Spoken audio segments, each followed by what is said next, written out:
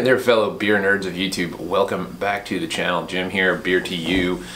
And you're here for another fresh, hot beer review. The beer's not hot, but the topic and the talk is super hot. Anyway, if you like what we're doing, please like, share, subscribe, do all that good stuff. Remember, push the button too if you want alerts for fresh beer reviews out there. So what do we got today? Sports fans, today we have New Holland Brewing Dragon's Milk Stout. So pretty neat stuff here, pretty excited about this one. This is not a milk stout, it is dragon's milk, which is a stout.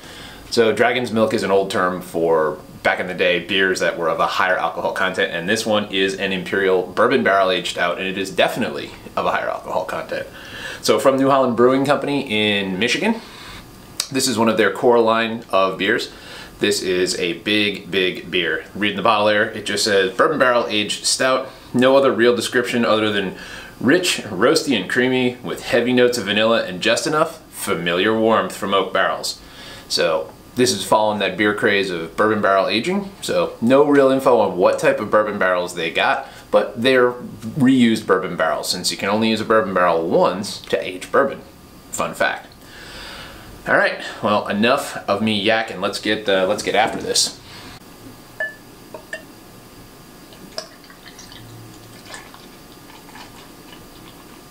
The sexy part.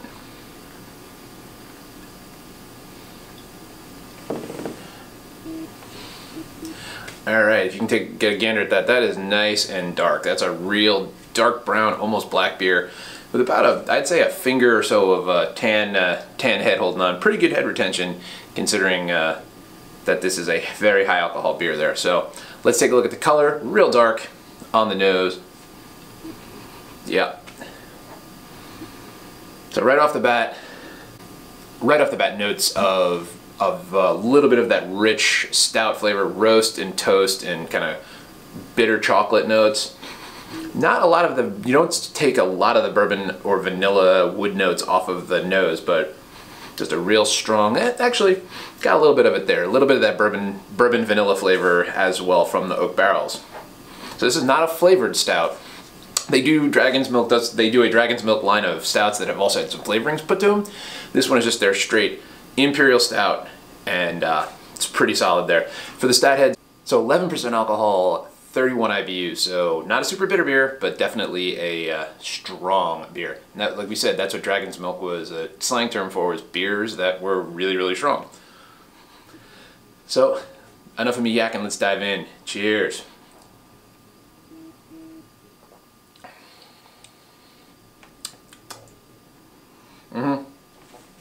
Yeah.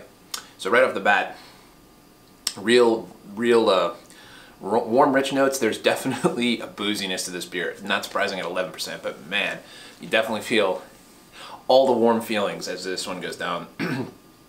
A strong barrel note, so not super oaky, but it's definitely there. It's definitely present.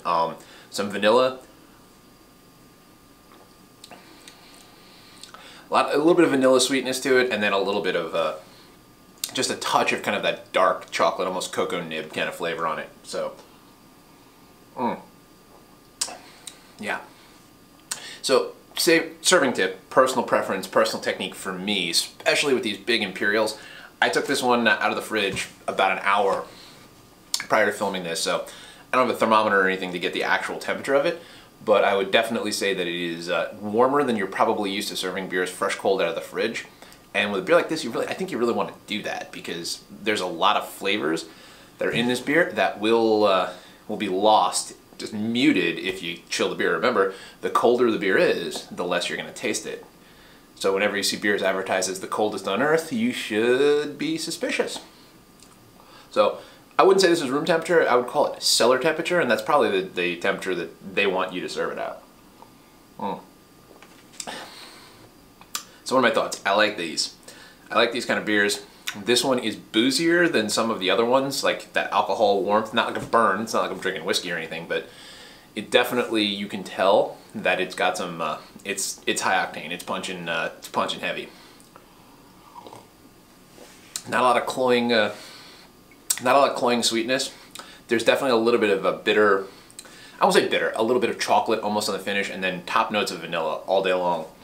I'm even getting more of the vanilla on the nose as I have a chance to kind of open up in the glass a little bit. But it's balanced. It's well balanced. It's dark. If I had one complaint, I'd say, as much as I always like high octane beers. Obviously, this one's a sipper. This is not something you're going to pound at 11%. But there is a little bit of, just a little bit of boozy aftertaste on this one. Just a little bit of the alcohol. I won't say harshness, but that alcohol flavor that's taken just a little bit away from the flavor. But overall, really nice beer. Really solid. So, what are my recommendations for pairings? Well, glad you asked. From the New Holland Brewing Company, they have their own recommendations on the label. They say pairings are red meat, smoked foods, balsamic, I'm assuming not just drinking balsamic vinegar, things that are flavored with balsamic vinegar, as well as rich cheese and dark chocolate. And I agree with all of those. I think this is definitely one of those ones that like a real big porterhouse steak or something like that would go really nicely with this. Me though, I always find with the Imperial Stouts and everything else, I don't have much of a sweet tooth, but I feel like these are dessert. These are kind of dessert-centric beers for me. This is the end of the day, maybe just some dark chocolate. I mean dark chocolate, not super sweet milk chocolate. Some of that real bitter chocolate would go real well with this, or maybe just a couple of slices of cheese, like some cheddar or something, I think would pair well with this. So recommendations, what do I think? Yeah, this one's a buy it. Definitely, if you see this one in a bottle shop, definitely buy it. They come in 4-packs, and they're not seasonal, I don't believe, but you can get them, and they're fairly well distributed. And this one is actually pretty fresh. They have the date bottled on the bottle. I always appreciate that because I like to know how fresh my beer is.